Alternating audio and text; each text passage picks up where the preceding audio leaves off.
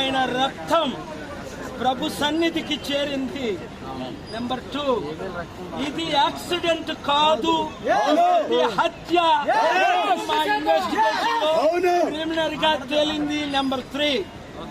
Number 4, Chandrababu Naidu గారికి 75 సంవత్సరాలు ఒక ముఖ్యమంత్రిగా మంచి పేరుంది, ఆయన జీరో చేసుకోకూడదు అంటే ఈ ఇన్వెస్టిగేషన్ లో ఇది హత్య. సీసీటీవీ ఫుటేజ్ ఏది? నెంబర్ 1. క్రైమ్ సీన్ ఎక్కడుంది? నెంబర్ 2. ఎవరు చంపారు? నెంబర్ 3. ఎందుకు చంపారు? నెంబర్ 4. ఎప్పుడు చంపారు? నెంబర్ 5.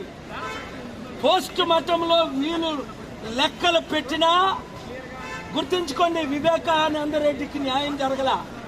ఆయన్ని దారుణంగా ఆయన ఇంట్లో చంపేసి 6 సంవత్సరాలు అయినప్పటికీ ఈ చట్టాలు కానీ నా మిత్రుడు వివేకానంద రెడ్డికి న్యాయం జరగలేదు.